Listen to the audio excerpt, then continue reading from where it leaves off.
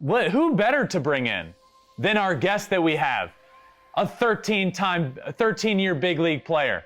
Let's ask him about that. What does he think about these playoffs? Let's ask him a bunch of these questions. I'm excited to get to it. Let's bring in our guest, Alex Avila. Alex, thank you so much for joining me, my friend. No, thanks for having me on. I mean, I've been following a little bit. You've been doing awesome, and I appreciate you having me on. I appreciate that. And so have you. I saw you recently on MLB Network, absolutely killing it.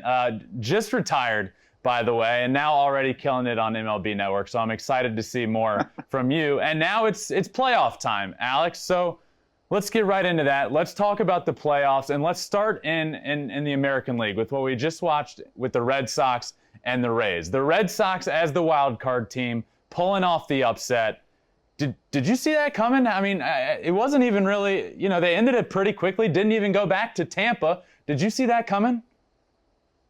Yeah, they took advantage of the fact that they were up, obviously, and in Boston. I wouldn't necessarily say I saw that coming, but what I did see was a hot team, because we ended up playing them, obviously, the last weekend of the season, and they needed to win out against us in D.C., in order to, get that opportunity in the wild card.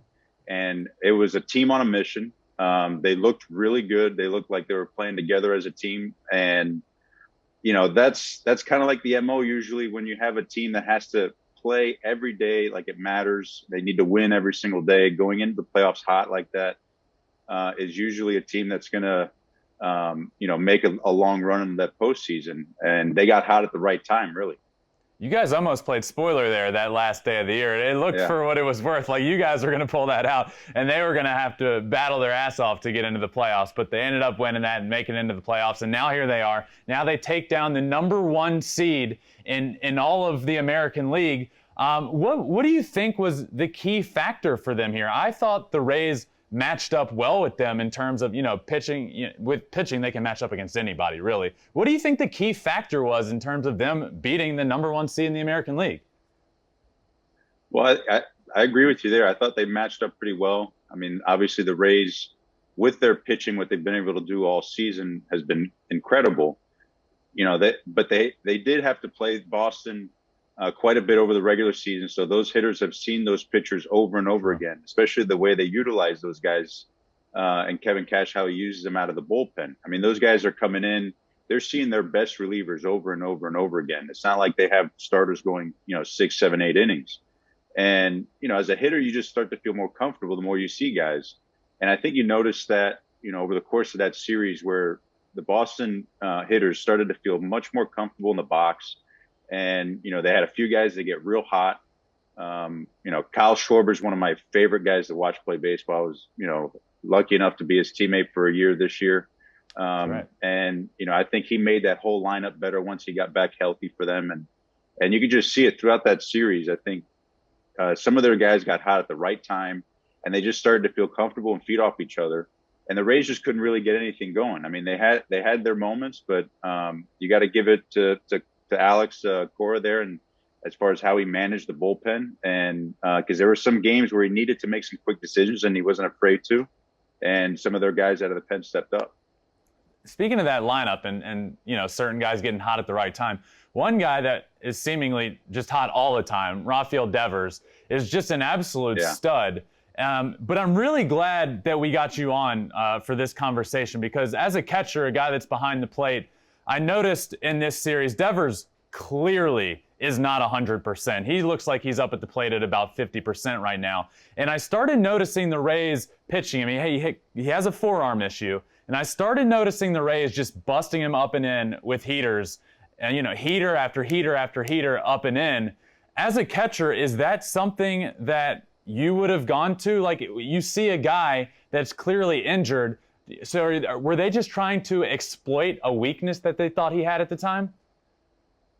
Yeah, I think so. I mean, I noticed that even when we played him in the last series, he didn't look completely healthy, but obviously posting up. But I kind of joked with guys during our series against him. It was like, it only hurt him when he missed the ball. When he made contact, it didn't bother him at all. But we tried to do the same kind of thing as far as try to exploit the weakness, maybe take advantage of that a little bit. But he doesn't really have many holes, and he's that type of hitter that he could look terrible on a pitch or on a certain location and then be on it the next one.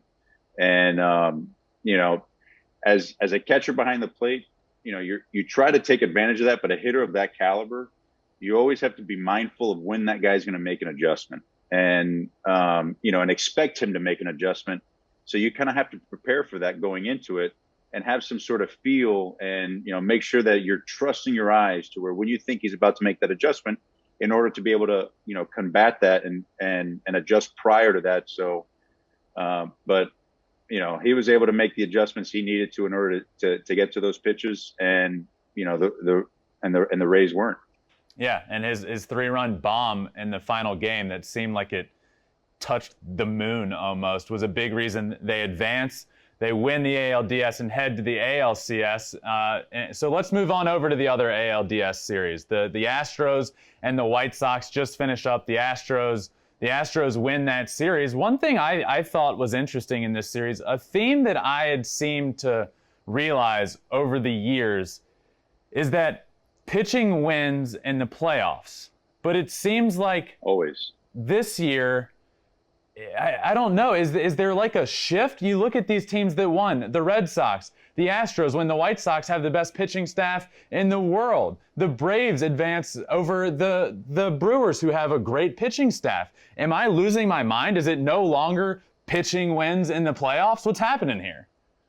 No, it still does. It still does, but it's just, you know, if your pitching is hot at that time. I remember something Jim Leland would always talk about.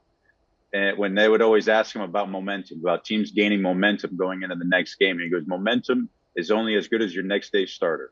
So, you know, regardless of what that guy's, you know, been doing over the course of the season or the track record of that guy going into those games, which is a reason why, you know, you make the decision to pitch, you know, that particular guy, or even to bring a guy in the bullpen. But if he's hot at that moment, then you ride him. I remember, you know, playoffs a while back in Detroit, Jose Valverde was struggling in the closer's role, and Leland decided to bring in Phil Koch as our closer. He got hot, and he rode him throughout the playoffs into the World Series against the Giants. So, you know, it just depends on when those guys get hot and how how the manager decides to deploy them.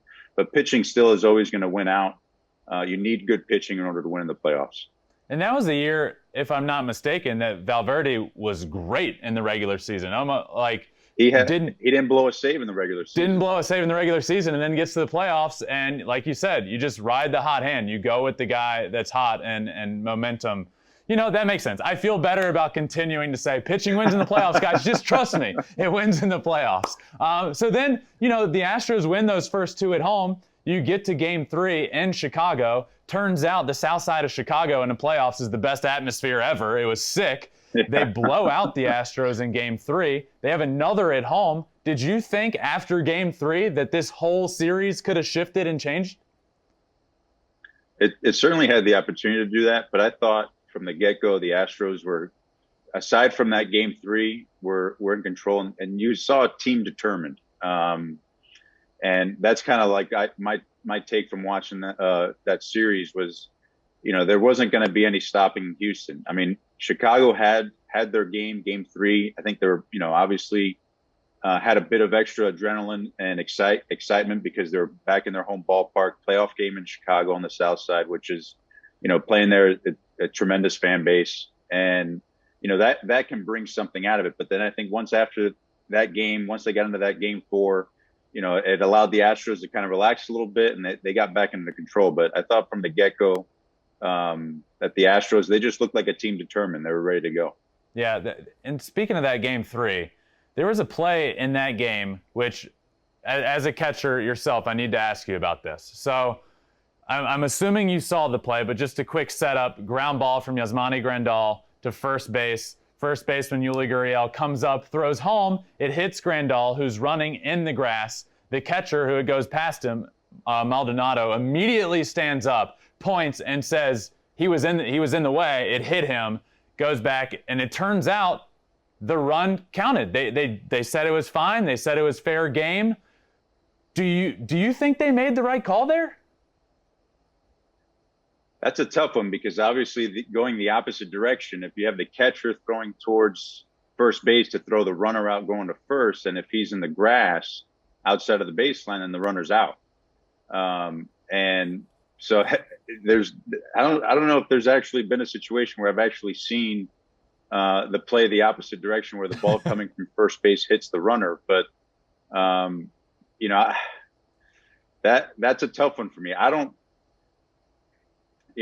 when you look at it, I don't think they did, just because, from the rule, the opposite direction, that the runner's automatically out and then the runners go back. But, just for like watching that, it's hard to say that was the correct call. But there's always a few rules in baseball, as you know, that kind of get everybody riled up because, no one really understands how they came up with it. Well, that's my opinion as well. And obviously the rule going the opposite way, which is what happened here, isn't really very cut and dry. But what we found out is that, they can kind of do whatever as long as they don't intentionally get in the way. Look, Alex, I played baseball for a long, long time, and from a guy that rolled over a lot of baseballs and had to run down to first base, I have never once run in the grass. You can't tell me that he didn't intentionally get in the way. And kudos to him for doing it. If you can get away with it, great. But I know, as a catcher yourself, if that happened when you were behind the plate and couldn't catch it, you'd be pretty pissed off. Oh yeah, I would have been just like Maldonado there. It's cause for an ejection for sure, because you're going to be arguing with the umpire, and that's something that the umpire is going to be talking about, that it's a judgment call, and those are always tough to swallow as a player, especially when you're on the receiving end like that. Yeah, so the Astros go on and advance, but this Astros team, Alex, is special. And you've played on some teams, and I look back at those Tigers teams that you were a part of that were special and just had some lineups that were so deep and had studs, but you end up getting into the 6-7 spot in the lineup and there's still studs there. This Astros team has a guy that's going to get MVP votes, and Kyle Tucker hitting in the 7 hole. What is this team like? As a catcher yourself, how do you pitch to a team like that? There's no holes in the lineup. That makes it impossible to get through, right? Oh yeah, no, you're very, very careful. That's for sure. They're an extremely deep team, 1 through 9 in their lineup. They have good players, and the one thing about it, they have, their core group of guys have been together for a long time, so that's why you see kind of a calmness about them even through these playoffs. Obviously, because they've been through it before. But trying to navigate a lineup that deep is very difficult. Like you said, I've had my share of run-ins with lineups that are that potent, and you try to just basically put together a game plan as best you can prior to the game, and you just have to, as the catcher, try to get your pitcher in the best position possible to execute his pitches. And that is the only way you can, is if you got a guy on the mound that is just on that day and is executing well. And you're bound to make mistakes here and there throughout the course of a game, even, when you have a guy on the mound that's doing really well. And, just hope that the stuff's good enough to where you might be able to get away with a couple here and there and then get right back on track and execute the game plan. But it's definitely a chore to try to get through a lineup like that. And, I'm glad I'm on the other side watching it on TV, because it's it's more fun to watch for sure than trying to figure out how to get those guys out. So yeah, this lineup is clearly incredible. And so is this lineup that they're about to go up against. So you got the Astros, the Red Sox meeting up in the ALCS, 2 incredible offenses. How do you see this one shaping up, Alex? What do you got here in this series? How does this series play out? Well, I think it goes the distance. You have, like you said, you have 2 offenses that are hot right now. Teams that are scoring runs, and pitching staffs that have pitched okay, maybe not all the way to their potential, but they pitched okay, and both managers have done good jobs as far as managing their bullpen and getting the guys in that they need to get those high leverage outs. And I think you're just going to see more of that. I think you're going to see some games that are going to be high scoring, mixed in with a couple low scoring games there, obviously. But I think it goes the distance. And I think we're going to see a good 7-game series. That'd be incredible. I'm here for that.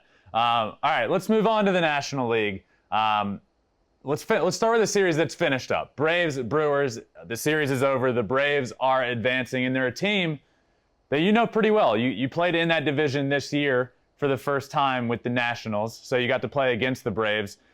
Look, coming into this season, I had the Braves as my World Series prediction. I picked them to win it, and then Ronald Acuna goes down, who's one of the best players in all of baseball. And a lot of people kind of wrote them off after that. This team can't win it all without him and Soroka being a part of this. What is it about this team? How are they still so good without the best player in baseball? They lose one of the best players, an MVP favorite to start the year, and now we're about to watch them in the NLCS.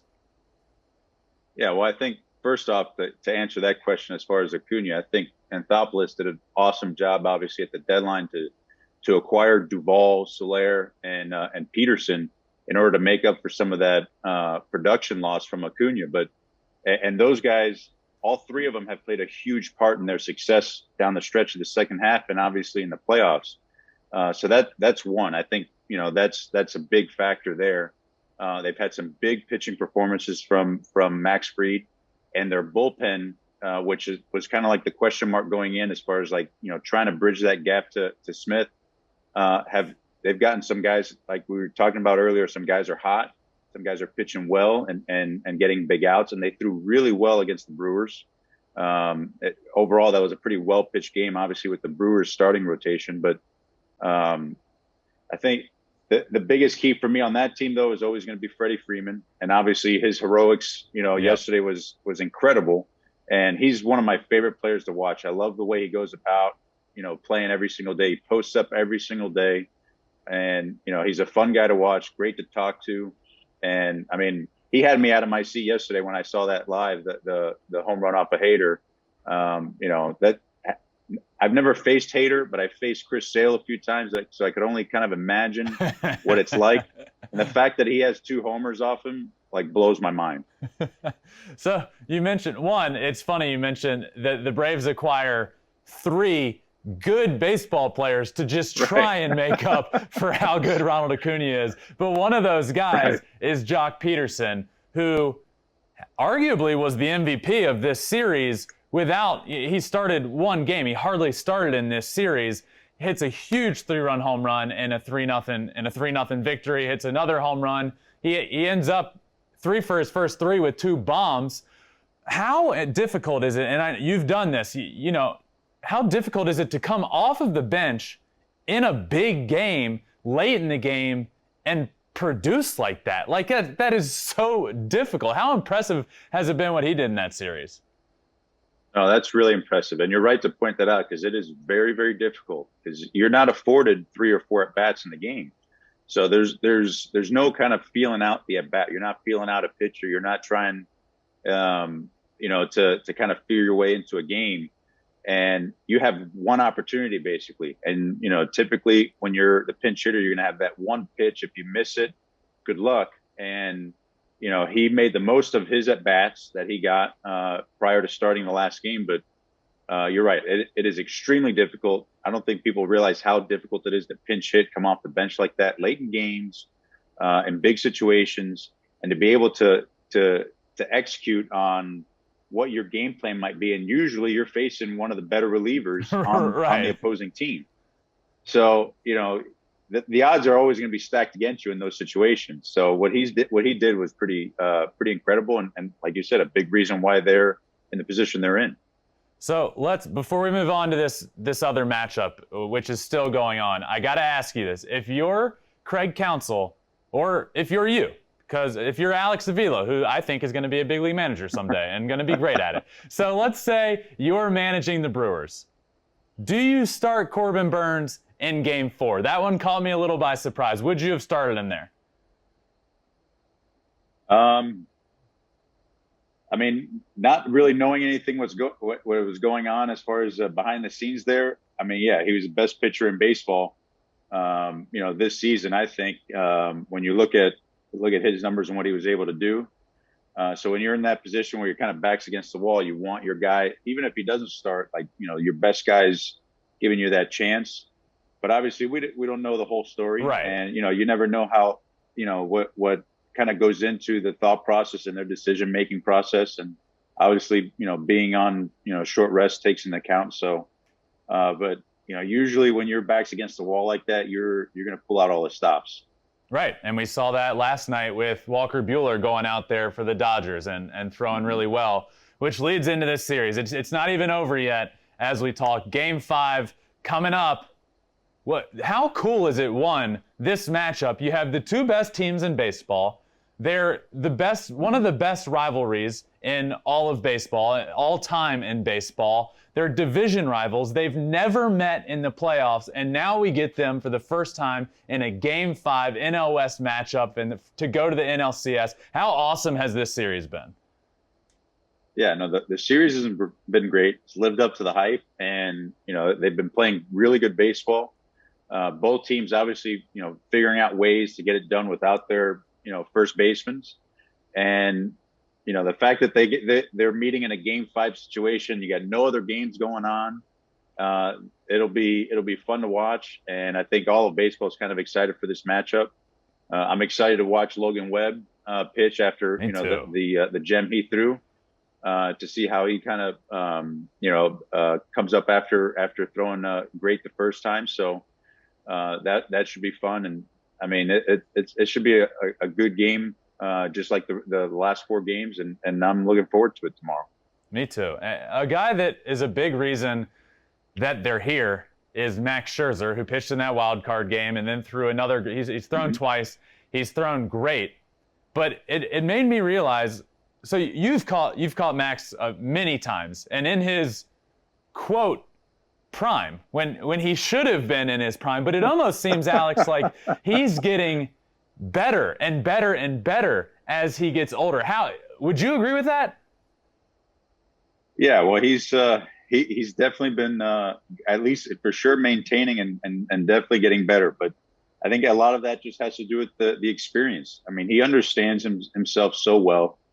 He knows his mechanics so well. He's able to make adjustments really quick, and I think that's one thing that separates truly great pitchers from good pitchers, and good pitchers from guys that are, struggling to stay in the big leagues, where they're able to make adjustments really quickly.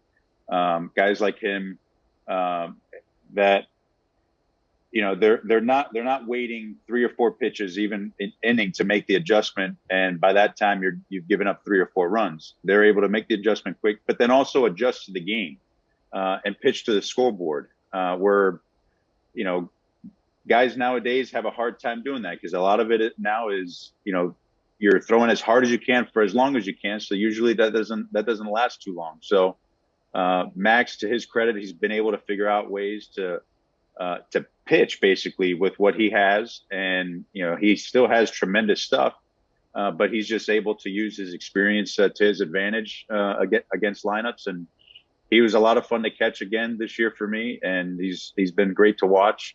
And I've always enjoyed it, and he's one of the best competitors out there right now. Yeah, you've been with him a lot in his career, in Detroit, and this year in Washington. Now, one thing I know about Max is on days he starts, the energy, the fierceness is on another level. Alex, give me your best. Give me a great Max Scherzer story.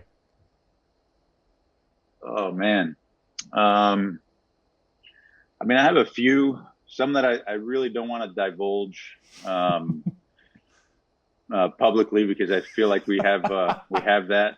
But I mean, one that I've told before, but I don't know if you've heard, but we've had some funny interactions on the mound. And when I've called time and gone out there, although I didn't have to do that much this year because he was just kind of locked in. But there was one in particular in Detroit. We were in Kansas City, and he had two guys on with one out.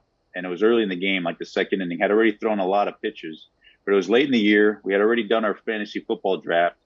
So I think the story goes that I've said a few times. It's been out there where I go out there. I didn't really have anything to say to him. I mean, there's not much you're going to say to him that's going to help him out. So I figured, well, let me just get his mind off baseball for a second, give him a breather. So I proposed a trade that I was thinking about, proposing to him in fantasy football.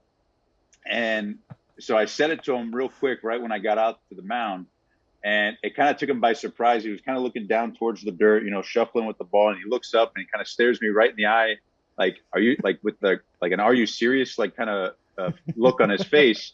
And I was like, "Yeah, you want to do it? Shake my hand right now." And then all of a sudden, like he smiled and loved every minute of it, and actually started thinking about it and was going through the situation. Then at that point, the umpire comes up and trying to hurry us up, and we're sitting there trying to make a fantasy football trade.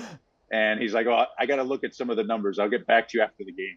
So I went back, back behind the plate, and not really understanding, like, man, what did I really just do that?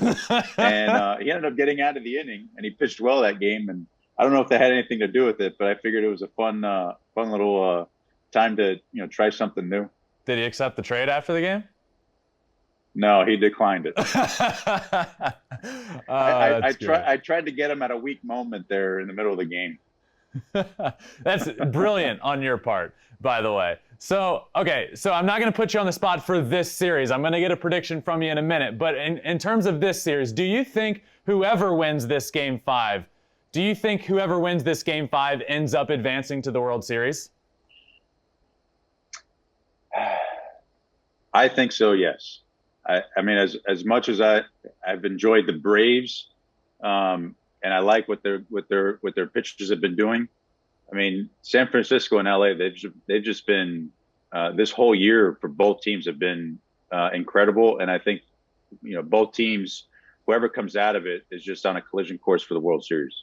I totally agree with that. But so now that gets us to the World Series, Alex.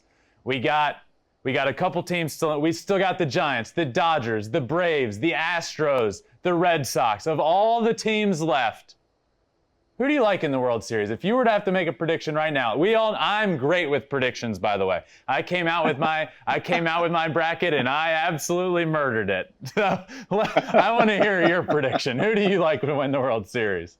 Oh man. I don't know if people are going to like this. I think it's going to be Houston. They're just, to me, they look like a team, they've been very businesslike. They look very confident in their abilities, not only offensively, but defensively. They're a great team. They're getting really quality pitching. And I think Houston will probably be it at the end there. All right. We'll hold you to that now. We're very serious about our predictions around here. We don't get them wrong very often.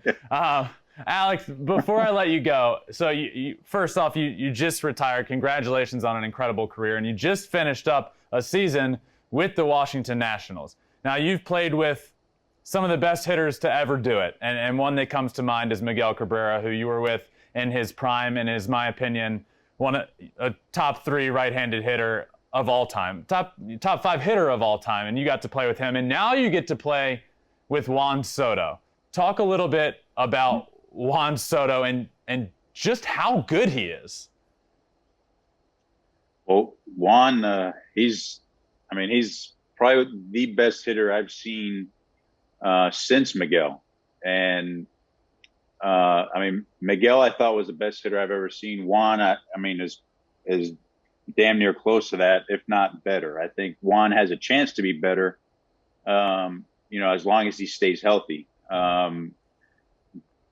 Just the way the ball comes off the bat. People always talk about that because, it's so easy to see. That's the one thing that you see, that separates guys like him, guys like Miguel, from everybody else in Major League Baseball. And, the way the ball comes off his bat is unlike anything else. It sounds different. But then you couple that with his incredible plate discipline. I heard something right at the end of the year where he didn't swing at a pitch above the strike zone the entire season. He didn't swing at a ball at the top of the strike zone that was out of the strike zone the entire season, which is that's insane to me. Yeah, just his ability to be able to control the strike zone, make contact, and also hit for power, drive in runs. I mean, he's about as complete a hitter as you would want on a team. A hitter that everyone looks for as far as scouts and teams. And he has the opportunity to be, one of the best hitters ever, I think. Just from watching him play, I was excited to play with him this year. And he didn't disappoint at all. He's an extremely hard worker. He's a student of the game. So I see many great years from him. As long as he stays healthy and keeps himself into shape, which he's a tremendous athlete in that regard. So it should be fun to watch him for the rest of his career. That's incredible. You said he's a student of the game. One thing that I remember from this year, his first half of the season, the power numbers weren't there per se, and he said, and I don't know if he meant this. He said he was going to participate in the home run derby just so he could figure out his swing. And then he goes on and has the best second half that we have maybe ever seen. It was absolutely incredible. Was that serious? Did he do the home run derby just for that reason? Yeah, no, that's something that, as a team, a few of us in the cage and stuff had talked about with him. I know Scherzer was something that had mentioned that to him as well. Cause he was in the first half, even though he was doing good, was just having a hard time getting the ball in the air. I guess just, having to prepare for the home run derby, a couple of weeks before, once he knew he was going into it, he started, preparing for it, taking, more of batting practice and trying to hit home runs and trying to, tweak his swing a little bit. And going into that home run derby, you could tell he started to feel real comfortable, obviously, with being able to get the ball in the air.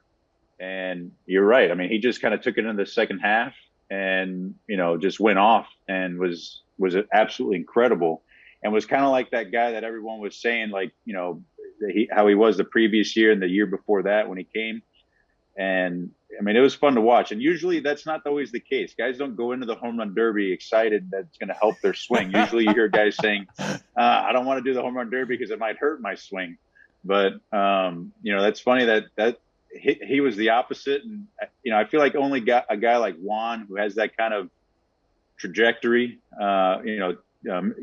towards a Hall of Fame player can think that way and be successful like that, because that was pretty fun. It was fun. And before I let you go, Alex, speaking of fun, and I know you said that you followed along with the show and you've seen some of it, so my favorite player is Shohei Ohtani. So I got to ask you about Shohei Ohtani and the year that he just had, that we just witnessed. Yeah. I can't explain it. I've asked a lot of people about him. I want to hear what you think and thought of the season that we just watched from Shohei Ohtani. Yeah, I was kind of upset a little bit and bummed out that I didn't get to play against him this year and actually see him up close in person. But obviously seeing the highlights and watching games like everyone else and what he did was incredible. Nobody's seen that since Babe Ruth. And I can't remember who it was who said it kind of in the middle of the year, but I remember it just kind of stuck in my head about Shohei was that, he was doing what, all of us did in Little League. You'd pitch and hit and you did really well. Typically most big leaguers, did both really well in Little League, and he's doing it in the big leagues at the highest level against the best competition in the world. For that stuck with me when I heard that in the middle of the year. I don't know who said it, but they were spot on with that because, it's just, there's no words to kind of explain what he's been able to do. And I'm sure there's going to be some guys and some teams that try to replicate it, and they'll probably fail miserably because, really, he's probably the only guy that I've ever seen that has the athletic ability to be able to do that.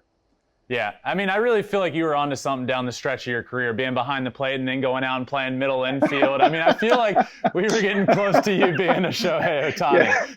Yeah, you saw how that went for me. I tried to play second base one day and I strained both calves. That was fun. I saw on Twitter you were coming into the game, and I could not have put on the game faster than when I knew you were going out to play second base. Oh, God. Alex, thank you so much for joining me, man. It's been awesome. I've watched your career for a long time and watched you with my brother's team and watched your career along the way. And congratulations on a great career. Thank you so much for joining me. Enjoy the rest of the playoffs and enjoy whatever comes next, whether it be you back on TV or managing someday. But congratulations on everything, man. Thanks, Ben. I really appreciate it. Keep it up, man. You're doing awesome. I appreciate that, man. See ya. Thanks for watching. If you love flipping bats, swinging 3-0, or just talking ball, join us. Call us at 213-537-9339 with your questions. We have a weekly guest, and we have a lot of fun, so hit that subscribe button.